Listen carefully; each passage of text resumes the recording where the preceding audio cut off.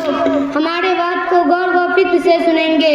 आज का यह मौका मुझे इस बात का एहसास कराता है कि हम एक ऐसे मुल्क का हिस्सा है जो दुनिया का सबसे बड़ा लोकतांत्रिक देश है और इसकी बुनियाद हमारे संविधान पे टिकी हुई है। आज मैं संविधान की खासियत, अहमियत और उसके बारे में विस्तार से बातें करूंगी।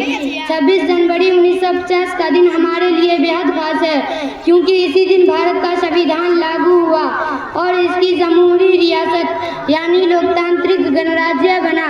संविधान वह दस्तावेज है जो हमारे देश की संचालन, नियम और उसूल तय करता है। यह हमें बताता है कि हमारा देश कैसे चलेगा, जनता के अधिकार और कर्तव्य क्या होंगे, सरकार की जिम्मेदारियां क्या होंगी। संविधान का रचना और डॉक्टर भीमराव अंबेडकर का योगदान। संविधान सभा में हमारे संविधान का मसौदा तैयार करने में डॉक्टर भीमराव अंबेडकर और उनके संविधान सभा का अहम किरदार रहा। संविधान सभा में 299 सदस्य थे जिन्होंने लगभग 2 साल 11 महीने 18 दिनों में इस दस्तावेज को तैयार किया।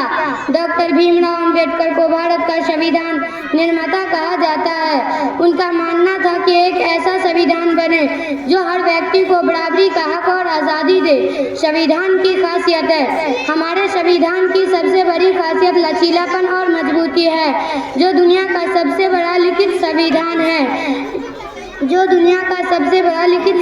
है जिसमें लगभग 395 अनुच्छेद और 12 अनुसूचियां हैं। यह संविधान भारत के विविधता को ध्यान में रखते हुए तैयार किया गया है। इसमें हर धर्म, भाषा, जाति और वर्ग के लोगों को हकों का समान रूप से महत्व दिया गया है।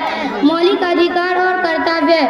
संविधान ने हमें कुछ मौलिक अधिकार भी दिए हैं जैसे आज़ादी का अधिकार, हर व्यक्ति को अपने सोच, बोलने और रहने का आज़ादी दे। समानता का अधिकार, हर शख्स को अपने कानून के सामने बराबरी का हक हो।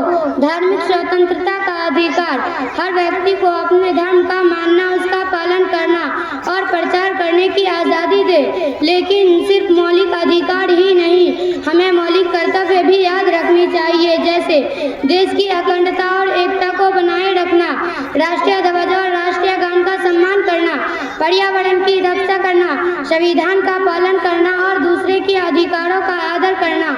संविधान की प्रस्तावना। हमारे संविधान की प्रस्तावना इसका दिल है। इसमें हमारे संविधान का बुनियादी उसूल लिखे गए हैं। समाजवादी, जहां हर समाज में बराबरी हो। धर्मनिरपेक्ष, जहां हर धर्म का सम्मान हो। लोकतांत्रिक, जहां जनता ही सर्वोपरि हो। गणराज्य, जहां हर व्यक्ति को समान अवसर मिले। संविधान का लचीलापन और सुधार। समय के साथ बदलता हालात के मुताबिक हमारे संविधान में संशोधन किया गया है।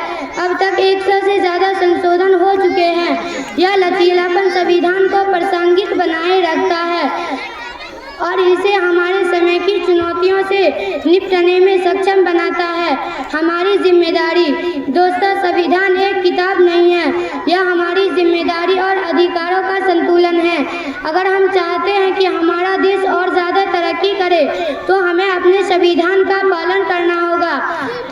हमें न बल्कि अपने अधिकारों की रक्षा करनी है बल्कि अपने कर्तव्य को भी निभाना है। निष्कर्ष।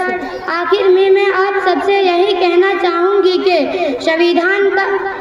हिंदुस्तान का संविधान सबसे बड़ी ताकत है। यह हमारे मुल्क की रूह है।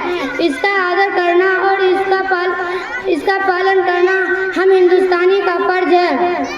आइए हम सब मिलकर संविधान के सिद्धांतों पर चले और अपने देश को एक बेहतर, मजबूत और खुशहाल मुल्क बनाएं। यहीं पे मैं अपनी बात को विराम देती हूँ। शुक्रिया। जय हिंद।